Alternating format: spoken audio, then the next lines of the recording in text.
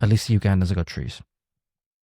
And like I said, ladies and gentlemen, there's one thing that I wanted to bring to your attention that I think is possibly the most important graph you'll see at the moment.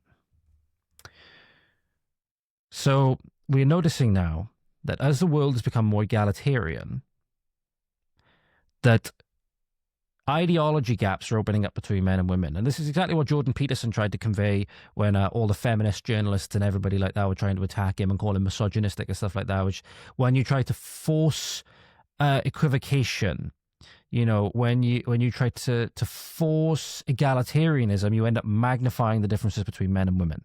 Because feminism made the assumption that men and women are just completely interchangeable, that there's no inherent differences between them. And what you find is that when you make society more egalitarian, and when you try to do all this stuff, right, that the liberal intelligentsia has been trying to do, and you actually magnify the differences between men and women. That's what you actually do. The differences between men and women, as societies become more egalitarian, has become more pronounced. We have 4 graphs here, ladies and gentlemen, one from South Korea, one from the USA, one from Germany, and one from the UK. And it says here, a wide ideology gap is opening up between young men and women in countries across the world. This is political ideology of 18 to 29-year-olds. And what you're going to see, ladies and gentlemen, on this graph, red is women, blue is men. And if you go up from 0, that's people trending more liberal. And if you go down into the negatives from 0, it's people trending more conservative. Okay? Now, just have a look at these graphs, and I want you to think about what you see first off. So for those of you listening, not watching, ladies and gentlemen, you have South Korea, for example, where women are massively trending more liberal, plus 30 points, plus 30%. You have men massively trending more conservative, especially in the last 5 to 10 years. So women have been consistently more going up. Men initially from 2005 to 2015 were trending more liberal as well. And then you have a steep decline with men in particular, young men turning more conservative. You see the similar thing in the US where women in recent years have skyrocketed up in their liberalism. And men now are slowly starting to trend down more towards the conservative end. In Germany, you now have a slight tipping point just below the point where more men are trending conservative. And you again have this very sharp increase of women in particular turning more liberal. And it basically highlights what every conservative and what every Christian commentator was saying for the last 5 years or more, 10 years or more. From 2010 to 2020, I think it's 2010 to 2020. Yeah, here we go. From 1990, they were pretty much equal, more liberal than conservative. But for a while, women and men throughout the early 2010s, throughout the early 2000s up to 2010, were trending more liberal, but only slightly. I'm going to bring this up on the screen for you big time again, ladies and gentlemen, so you can really see it. On the right-hand side here, you'll see at 2010, something happened, some massive retard disease happened, and women shot up massively, and have remained higher than even the US, gone up 50% in terms of their liberalism. The really stark point, however, that we're in a really bad position is that the men have not yet made the turn conservative. In particular, we've yet to have the part where, and I believe this is where we're trending now, we're going to start making our way down that way in any way. The good men, hard times create strong men, and strong men create good times. Because the times have been ruined. Times of recent have been ruined. You need to look outside to see that, with the dystopia that we've allowed ourselves to get into. But the reason it's particularly bad in the UK at the moment is because even the men, in the young men in particular, have turned more liberal. Turned away from God, for example, turned away from principles, engaged in the womanizing, OnlyFans, pornographic culture that has spread like a disease across these isles. It's because men in particular, because say what you want, men are the enforcement arm of society. Men are the enforcement arm of society. If men wanted to, they could rise up tomorrow and fulfill some women's subconscious fantasies of The Handmaid's Tale. If they wanted to, they could do it. Or we could do it. Speaking as one. If 9 times out of 10, 9.9 times out of 10, outside of very, contrived circumstances, if you have a man and woman in a fight, the man will win.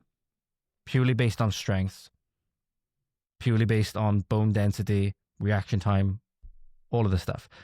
Men are the enforcement arm of society. That's why, for example, typically, at least until recently, you'd have pretty much all male police officers. You'd have all males in the army. Because men are better at those things, on average. You get outliers for sure. That's why, for example, you have such a massive difference between male and female athletes. Now, don't get me wrong, if you take the elite of a female sprinter and put her up against somebody that's never run in their life on a male, yeah, she might win.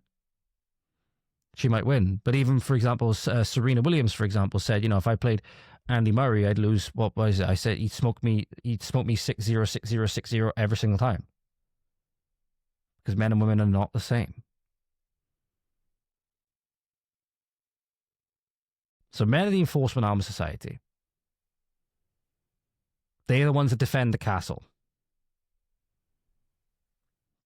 And they're a political animal. We're political animals as humans. Now, when the men decide that they're going to abandon those principles, that they're not going to be virtuous, that they're not going to respect the Almighty, for example, that they're not going to do good things, that they're not going to be upright and moral and adhere to the moral code, and set the standard,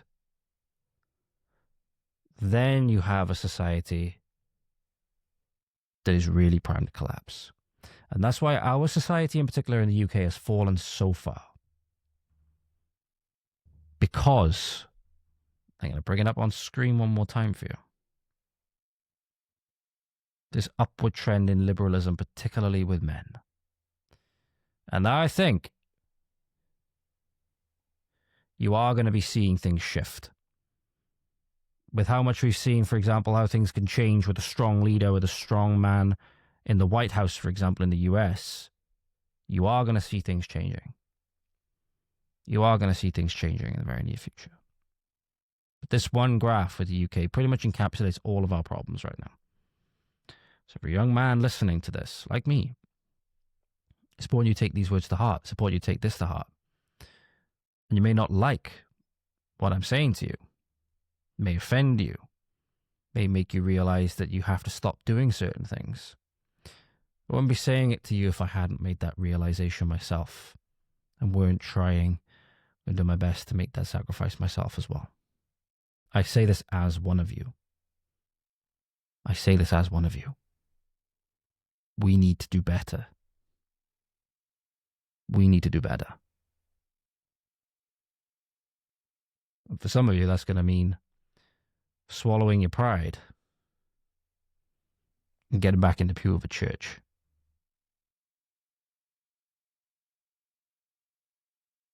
And realizing that Christ is Lord. Even if you may not want to admit it. But hey, that'll do it for today. It's something our society depends on. Gentlemen, speaking more specifically to you, it's something our society depends on. Let's be good men.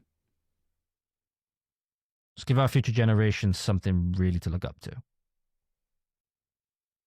And role models to be like. We have our role model for what we need to be like. We have our role model of strength that can never be matched. But the man who bore the weight of the world on his shoulders.